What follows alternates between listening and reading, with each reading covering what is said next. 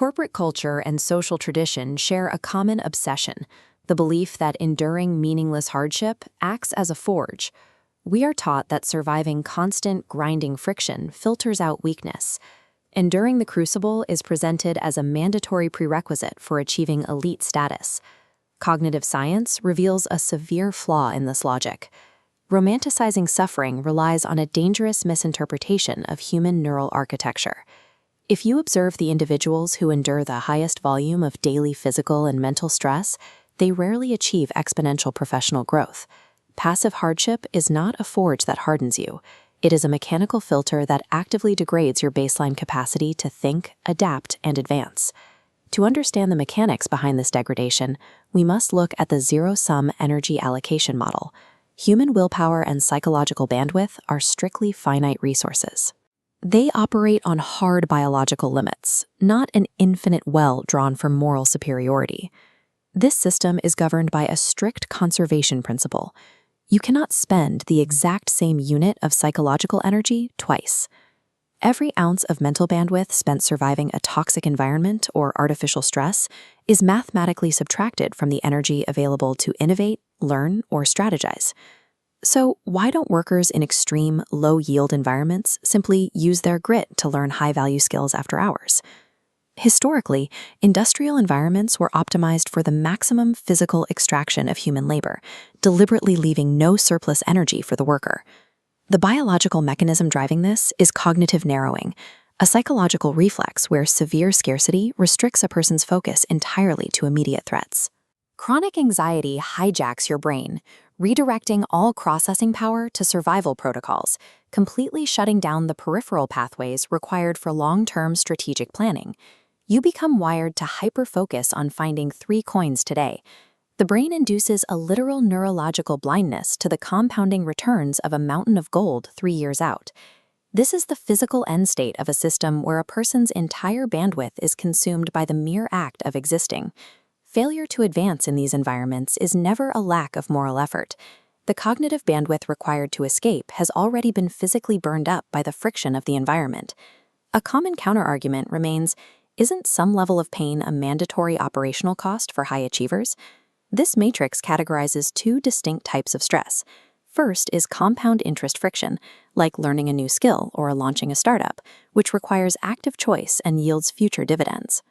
The dangerous alternative is consumptive friction, passive endurance tasks offering zero return on investment. Historically, passive environmental friction, like the cramped, oppressive architecture of tenement housing, was designed to occupy all available mental space.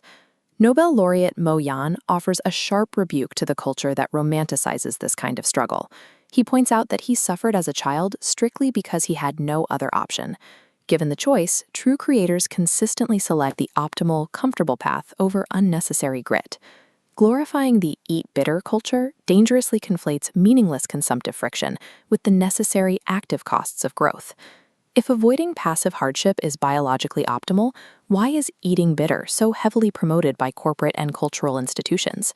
The myth has a cold sociological utility. It effectively maintains baseline societal production without requiring systems to offer equitable compensation or better working conditions. The global division of labor implicitly requires a massive foundational layer of people who accept passive hardship as a virtue. Contrast the baseline workers with the behavior of elite value creators. The architects of these systems actively spend their capital to eliminate daily friction from their own lives.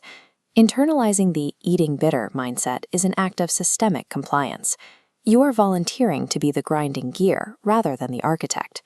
We can measure the exact toll of this energy drain by looking at the empirical data on long-term life satisfaction and elite performance. The Harvard study of adult development tracked individuals for 75 years, establishing it as the gold standard for measuring ultimate human success. The study revealed that the single greatest determinant of late-life success, cognitive health, and happiness was not raw grit or accumulated wealth. It was the quality of an individual's relationships. This diagram illustrates how emotional regulation operates.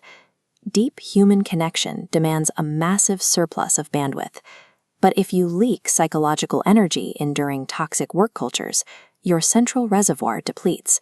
the pipeline to those critical relationships instantly runs dry. Enduring unnecessary pain mathematically bankrupts your ability to fund the connections that guarantee ultimate success. This forces a complete reevaluation of what professional endurance actually requires.